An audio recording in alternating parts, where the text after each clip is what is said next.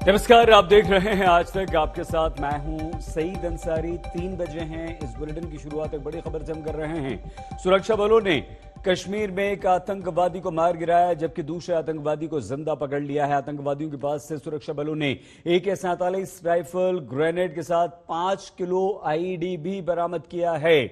सुरक्षा बलों की यह बहुत बड़ी सफलता।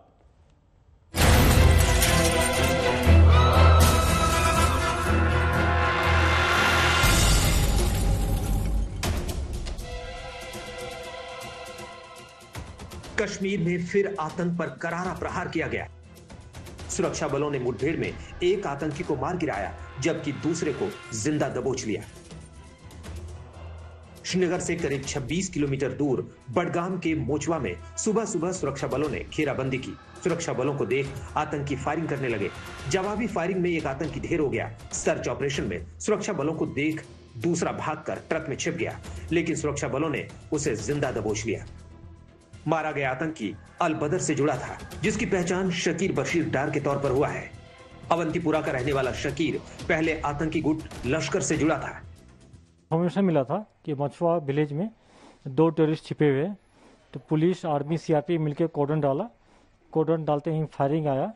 बाद में अपील किया गया सरेंडर करने के लिए, तो मिलिटेंट सरेंडर नहीं किया और दौरान इनकाउंटर एक टेररिस्ट मारे गए, जो गोरीपुरा अवंतीपुर का है। LT से वास्ता रखता है और उसका नाम साकिब डार है। उसके बाद उसके पास से कुछ डायरी मिला।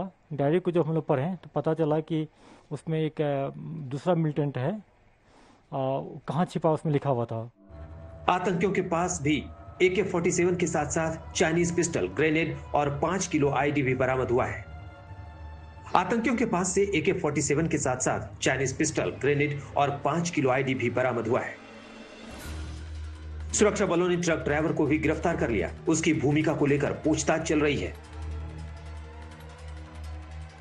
धारा 370 के खात्मे के 2 साल के बाद घाटी में हालात तेजी से सामान्य हो रहे हैं, जो आतंकियों को रास नहीं आ रहा है।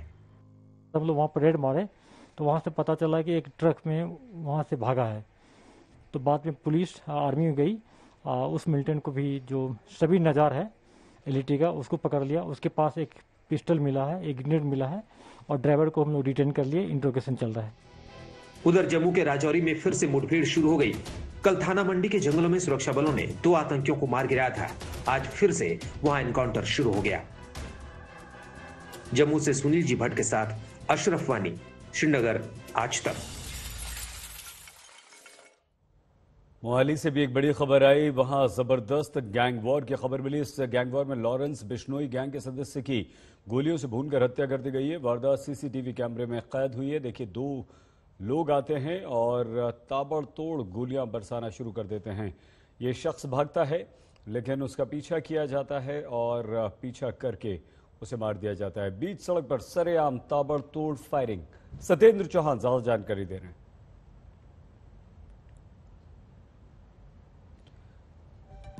सत्येंद्र, कौन था, क्या था ये गैंग, कैसे हुआ, पुलिस क्या कह रही है, पूरी खबर बताइए प्लीज। देखिए सही, सबसे पहले तो ये बता दूं, जिस युवक की मौत हुई है उसका नाम विक्की मिट्टू खेड़ा है और यूथ अकाली दल का वो नेता है। और यहाँ पर एक रियल एस्टेट के कारोबारी से वो मिलने आया था और मिलकर जैसे ही दुकान से बाहर निकला है, CCTV में एक दृश्य भी आप साथ साथ देख रहे हैं कि जैसे ही वो बाहर निकलकर अपनी फॉर्च्यूनर गाड़ी में बैठता है तो उसकी अपोजिट साइड से एक शख्स जो कैप लगाए हुए है गोली चलाता है। जब वो उतरकर भागता है तो दूसरा शख्स भी उसके पीछे भागता है और जब वो सामने की तरफ भागता है तो वहां पर भी एक शख्स पहले से गन लेके खड़ा होता है। यानी कि CCTV फुटेज में 2 शख्स दिखाई दे रहे हैं, लेकिन ये कहा जा रहा है कि वहां पर आधा दर्जन के करीब हथियारबंद लोग खड़े हुए थे। और जब तकरीबन यहाँ से 150 मीटर की दूरी पर भागने पर पीछा करके विक्की मिट्टू खेड़ा की मौत हो गई। वहीं पर 15 गोलियां उसको मारी गई हैं और तकरीबन 25 राउंड के करीब गोलियां चली हैं। फिलहाल पुलिस इस पूरे मामले की तफ्तीश में जुटी हुई है, लेकिन ये कहीं ना कहीं मामला आपसी रंजिश और गैंगवार के साथ जोड़कर देखा जा रहा है। सही, बहुत धन्यवाद सत्येंद्र चौहान हमारे संवाददाता जानकारी दे रहे थे। और ये पूरा गैंग वॉर क्या हत्या है, सीधे सीधे जिस व्यक्ति को मारा है वो CCTV में कैद हुई। अगली खबर कोरोना से जुड़ी हुई है। जॉनसन एंड जॉनसन की सिंगल डोज कोरोना वैक्सीन को भारत सरकार की मंजूरी मिल गई है। केंद्रीय स्वास्थ्य मंत्री मनसुख मंडाविया ने ट्वीट करके जानकारी दी कि अब भारत के पास 5 EUA वैक्सीन मौजूद है। उन्होंने कहा कि ये कोरोना के विरुद्ध हमारे देश की सामूहिक लड़ाई में मददगार सिद्ध होगी। इससे पहले global health care company Johnson and Johnson ने कहा था कि उसने भारत में अपनी सिंगल डोज वाली कोविड-19 वैक्सीन के इमरजेंसी इस्तेमाल के लिए आवेदन किया है।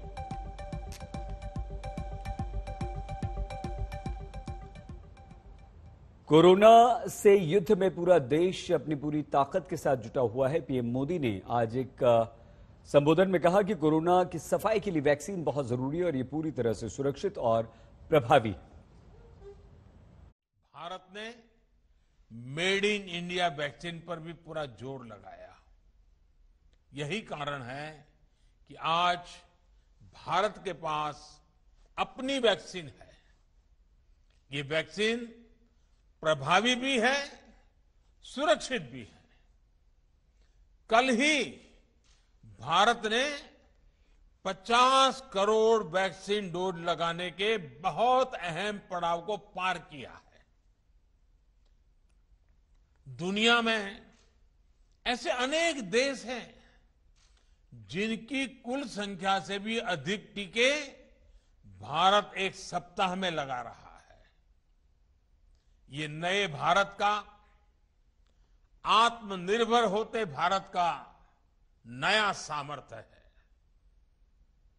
कभी हम बाकी दुनिया से पिछड़ जाते थे, आज हम दुनिया से कई कदम आगे हैं। पूरे देश में इंफ्रास्ट्रक्चर के प्रोजेक्ट पर लगातार तेजी से काम चल रहा है। साथियों, आजीविका पर दुनिया भर में आए इस संकट काल में ये निरंतर सुनिश्चित किया जा रहा है कि भारत में कम से कम नुकसान हो। इसके लिए बीते साल में अनेक कदम उठाए गए हैं और निरंतर उठाए जा रहे हैं।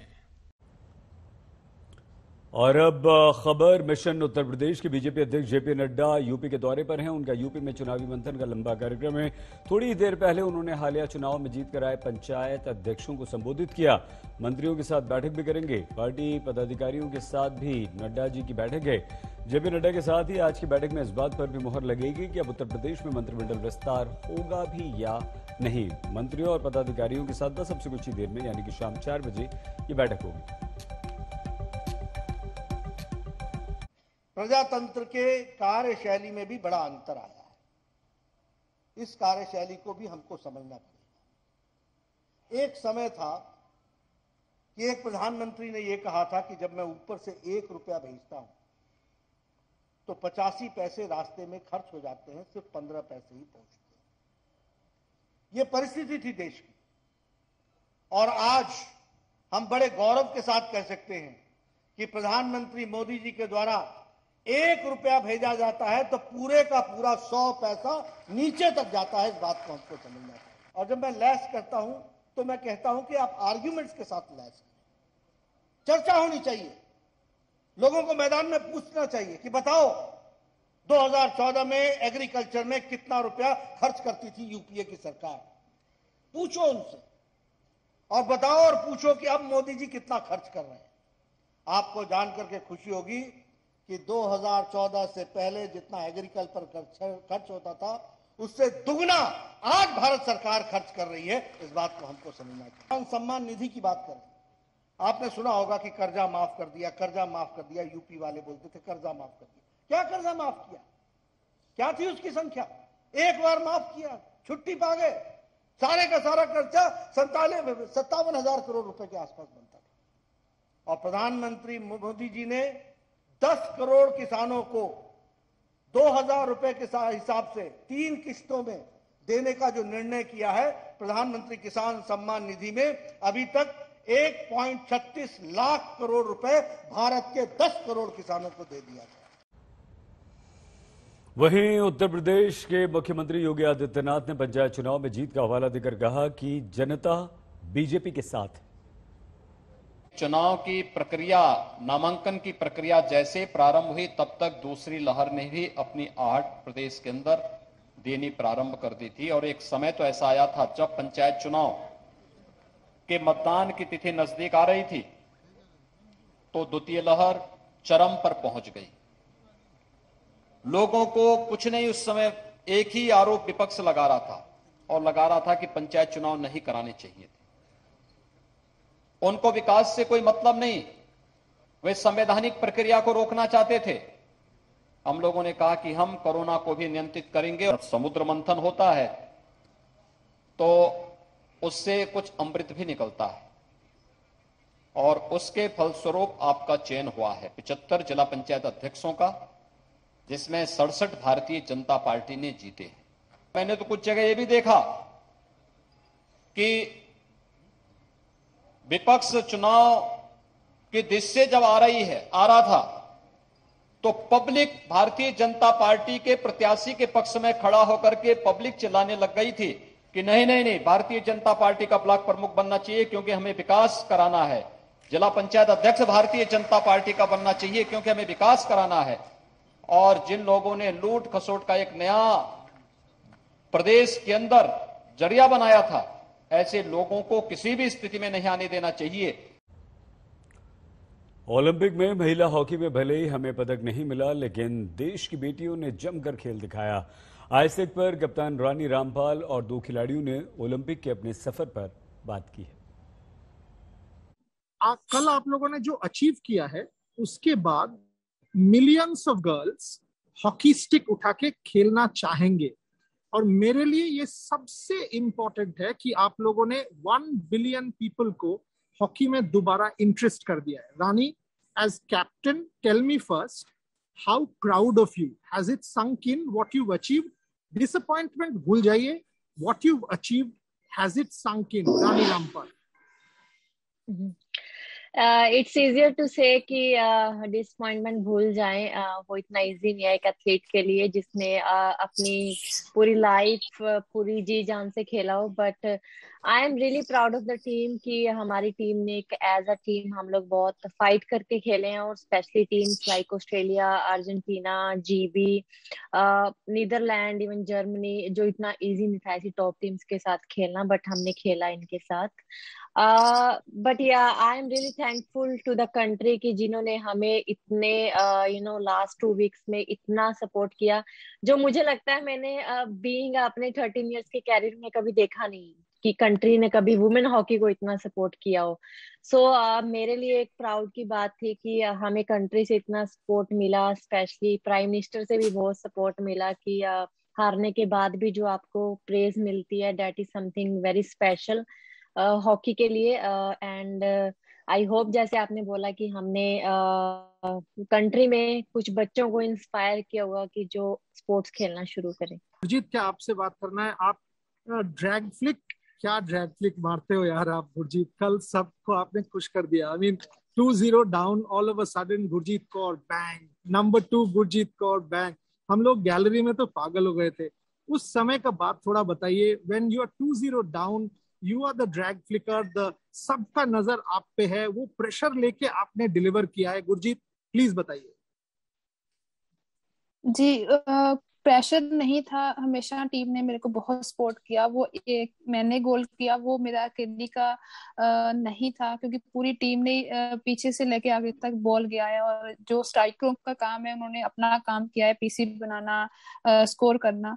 उन्होंने मेरे को वो दिया है कि अब उन्होंने अपनी रिस्पॉन्सिबिलिटी खत्म करने के बाद मेरे को दिया है कि अब जो सारी टीम मेरे पे विश्वास करती है और उनको हमेशा भरोसा रहता है कि जब भी पीसी मिलेगा ये पक्का गोल करेगी। तो मेरे को यही था, हम लोग डाउन चल रहे थे कि मुझे अपनी टीम को ऊपर लेके आना है, हम लोग कर सकते हैं क्योंकि हमारी टीम में वो चीज है। जब भी पीसी मिलेगा मुझे गोल करना ही करना और टीम ऊपर जाएगी। और मैंने जब भी वो फर्स्ट गोल किया और टीम का जो कॉन्फिडेंस था वो थोड़ा अप हुआ भी। मैंने सोचा नेक्स्ट मिलेगा मुझे, नेक्स्ट करने के बाद फिर टीम को वापस ऊपर लेके आना है। सो मैंने जब 2 गोल करने के बाद हम लोगों ने 3-2 का स्कोर था और हमारा कॉन्फिडेंस अप होता गया और सब लोग बहुत ही कॉन्फिडेंस से खेलना शुरू किया और वापस गेम में आ गए। ऐसा नहीं हम लोगों ने अच्छा नहीं खेला, हम लोगों ने बहुत अच्छा खेला, बहुत कुछ मैचों जो मैच खेले हमने बहुत कुछ सीखा भी है। और वही है कि जैसे सब लोग बोल रहे हैं कि तुम लोग मेडल नहीं जीत पाए लेकिन सबका दिल जीत लिया, उन सब लोग को मैं थैंक यू कहना चाहती, जो सब लोगों ने हमें इतना प्यार दिया और प्यार दे भी रहे हैं, इतना अपनी बेस्ट विशेस हमें भेज रहे हैं और हॉकी को इतना ऊपर लेके जा रहे हैं, उनका सबका मैं थैंक्स करना चाहती हूँ। निशा, मैं पढ़ रहा था कि आपने बीच में गेम छोड़ भी दिया था, उसके बाद ये जो वापसी है, आप एक world number 4 at the moment, Olympics में रियो में हम उतना अच्छा नहीं कर पाए थे, दिस टाइम राउंड ये जो ट्रांसफॉर्मेशन आपके करियर में भी, इससे अच्छा हॉकी क्या आपने खेला है? कभी आपने सोचा था कि ऑस्ट्रेलिया को हरा के, अर्जेंटीना के साथ 2-1, ग्रेट ब्रिटेन के साथ 4-3, ये जो इंडियन टीम ने एक स्टैंडर्ड सेट कर दिया है, निशा, आप इसके बारे में थोड़ा सा मुझे बताइए। नहीं रही मेरी बात, जैसे आपने बोला मैंने छोड़ दिया था, जी हाँ ये सच है कि मैंने छोड़ दिया था। कई बार प्लेयर की लाइफ में उतार चढ़ाव आते हैं, अप एंड डाउन दोनों फोर्स चलते हैं, तो उसके रहते मैंने छोड़ा था। मैं डिसअपॉइंट भी हो गई थी, मैं अपने गेम को लेके भी डिसअपॉइंट हो गई थी, बहुत ज्यादा डिसअपॉइंटमेंट थी उस टाइम पे। नहीं लगता था कि कुछ कर पाऊंगी, या कैंप तक भी जाना मुझे नहीं लगता था कि मैं कैंप में भी कभी जा पाऊंगी। लेकिन 2018 में मैं कैंप में आई, फर्स्ट टाइम जब मैंने कैंप में मेरा सिलेक्शन हुआ। उसके बाद 2019 में मेरा डेब्यू हुआ था, और ओलंपिक की तो मुझे होप नहीं थी कि मैं इतने बड़े इवेंट में मैं खेल सकती हूँ, क्योंकि ना मैं एशियन गेम्स खेली, ना मैं कॉमनवेल्थ गेम्स, और ये गेम्स बहुत बड़ा हो जाता है। ये मेरी अब तक की बहुत बड़ी अचीवमेंट है, और यहाँ आके इतनी बड़ी टीमों के साथ खेलना, ये बिना टीम स्पोर्ट के नहीं हो सकता, जो कि हमें मिला है। हम बिना टीम स्पोर्ट के नहीं कर सकते थे। एज अ जूनियर प्लेयर मैं बता रही हूँ कि हमें सीनियर्स ने और स्पोर्ट्स स्टाफ ने, हमारे कोचेज ने इतना सपोर्ट किया है कि अगर आज हमारी ये अचीवमेंट आई है तो वो उनकी वजह से आई है। उत्तर प्रदेश के मुख्यमंत्री योगी आदित्यनाथ भारी बहुमत से वापसी का दावा कर रहे हैं, तो अखिलेश अकेले अपने दम सत्ता तक पहुंचने का सपना देख रहे हैं। इस बार अखिलेश को न तो हाथ का साथ चाहिए और न हाथी की सवारी की अखिलेश कोई इच्छा रखते हैं।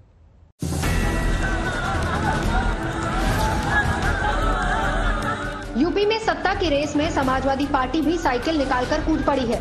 इस बार उनकी साइकिल पर न कोई सवार है और न ही कोई ऐसा साथी जो मिलकर पैडल मार सके। एकला चलो किनारे के साथ अखिलेश खुद मैदान में है, पर दावे आसमान जैसे हैं। सपना 400 सीट पार का है। उत्तर प्रदेश की जनता ने मन बनाया है कि इस बार भारतीय जनता पार्टी को हराएंगे, और हो सकता है कि समाजवादी पार्टी 400 सीटें जीत जाए। 400 सीटें, 400। अखिलेश जी थोड़ा तो ठीक ठीक लगा लेते। अच्छा, ये सवाल हमसे कर रहे हो आप? बीजेपी ने कहा हम स्मार्ट सिटी बनाएंगे, बीजेपी से सवाल क्यों नहीं कर रहे आप? उनसे भी तो हो रहे हैं सवाल। बीजेपी ने कहा हम बुलेट ट्रेन लाएंगे, बुलेट ट्रेन में सवाल क्यों नहीं किया आपने? हमारी 400 सीटें हम जीत जाएंगे, उसमें सवाल कर रहे हो आप? क्योंकि हमारे मुख्यमंत्री जी ने कहा कि हम $1 ट्रिलियन की इकोनॉमी बना देंगे, आप उनसे सवाल क्यों नहीं कर रहे हैं? आप देखिए, सपना देखना तो अच्छी बात है, उन्होंने 400 का सपना देखा है सर, अच्छी बात है। तो मेरी सहयोगी ने सवाल भी किया। मुझे देख करके आश्चर्य हो रहा है कि उन्होंने 500 क्यों नहीं कह दिया। सीटें ही 403। ओह, मैं वही कह रहा हूं ना कि 500 कैसे नहीं कह दिए, क्योंकि जब बोलना ही है तो कुछ भी बोल सकते हैं। मैं अखिलेश जी से पूछना चाहता हूं, उनका संसदीय क्षेत्र आजमगढ़ है, और आजमगढ़ की जनता बेचारी धोखे में पड़ गई। अगर एक अच्छे भोजपुरी कलाकार निरुआ को वहां पर चुनाव जिताई होती तो आजमगढ़ विकास के पथ पर आगे बढ़ा होता। इस बार अखिलेश यादव ज्यादा मुखर हैं, ज्यादा आक्रामक हैं, विपक्ष में हैं, सरकार से सवाल भी ज्यादा कर रहे हैं। कोरोना से लेकर किसान तक, कानून व्यवस्था से लेकर शिलान्यास उद्घाटन तक, वो हर मोर्चे पर सरकार को घेर रहे हैं। कौन क्या कह रहा, सवाल ये नहीं है।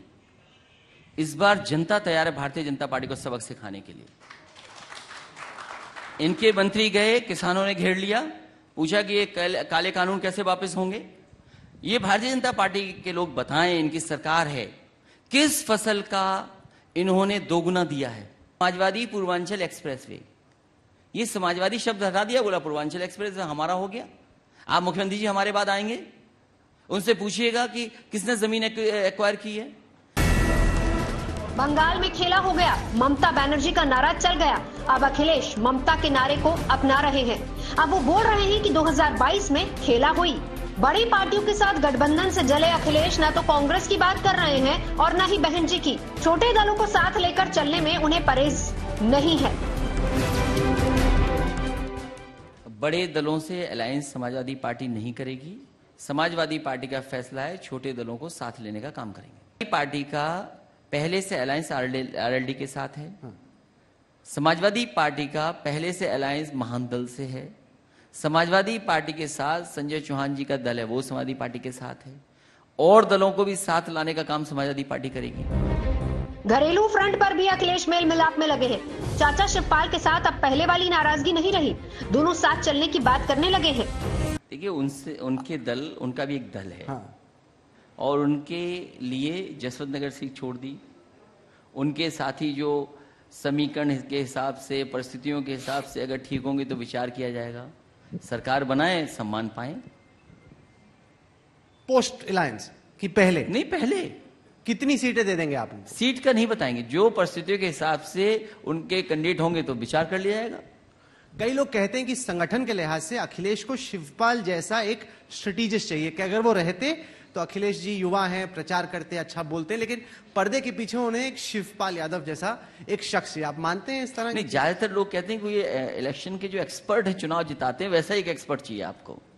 समाजवादी परिवार में और जितने भी समाजवादी लोग हैं, यूपी में इस बार बीएसपी ने 2027 वाला दांव चला तो कांग्रेस प्रियंका के भरोसे कमाल की उम्मीद कर रही है। बंगाल में ओवैसी का जादू तो नहीं चला, लेकिन बिहार फॉर्मूले पर उन्हें पूरा भरोसा है। यूपी फतेह का सपना कांग्रेस का भी और मायावती की पार्टी बीएसपी का भी।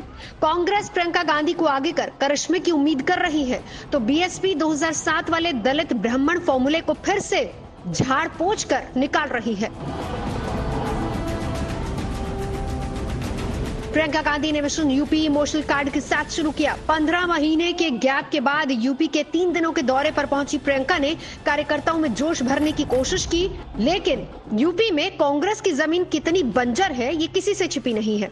अब तो कांग्रेस के पारंपरिक वोट ब्राह्मण वोट पर भी खींचतान शुरू हो गई है। दावेदार बीएसपी भी है तो बीजेपी भी। देखिए, बहुजन समाज पार्टी 2021 में अपनी क्षमता के तहत और पूर्ण बहुमत से सरकार 2007 में जितनी हम लोग क्षमता से आए, जितनी सीटों से आए, तो उससे बहुत बहुत ज्यादा से और पूर्ण बहुमत की सरकार बनाएगी। और उसी को बनाने के लिए हम लोग अपनी लड़ाई लड़ रहे हैं, तैयारी कर रहे हैं। क्योंकि इस प्रदेश को जिस तरीके से पिछले 10 वर्षों में नीचे ढकेल दिया गया, पीछे ढकेल दिया गया है, वहां उसको दोबारा से विकास के दौर पे लाने के लिए, उसको दोबारा से लॉ एंड ऑर्डर को कायम करने के लिए अब पूरा प्रदेश इस समय बहन मायावती जी की तरफ देख रहा है। 2007 में बीएसपी दलित ब्राह्मण समीकरण के दम पर सत्ता पर आई थी। तब बीएसपी को 206 सीटें मिली थी। बीएसपी 15 साल बाद फिर से उसी ट्रैक पर चल पड़ी है। सतीश मिश्रा ब्राह्मण सम्मेलन कर रहे हैं। हर सम्मेलन में खुद को सबसे बड़े ब्राह्मण के हितैषी बता रहे हैं। लेकिन इस बार यूपी की जंग में लड़ाके कई ऐसे भी हैं, दलित वोट में सेंधमारी कर सकते हैं। कई ऐसे भी हैं जो मुसलमानों के पैरोकार हैं। ओवैसी भी यूपी में थाल ठोक रहे हैं। बंगाल में उनका जादू नहीं चला, पर बिहार की कामयाबी पर भरोसा है। यूपी में अब सवाल ये है कि ओवैसी किसका खेल बिगाड़ेंगे और किसका बनाएंगे। मैं बैग नहीं चाह रहा हूं, मैं अपना पॉलिटिक्स में हिस्सा चाह रहा हूं और उत्तर प्रदेश की सियासत में हम अपना हिस्सा लेकर रहेंगे। यूपी में मिशन 2022 के लिए मैदान सज गया है। तैयारी जोरों पर है। मयान से तलवारें निकल गई हैं। बस जंग का इंतजार है। देखते जाइए आगे आगे क्या होता है, कौन होता है विजेता। आज तक ब्यूरो।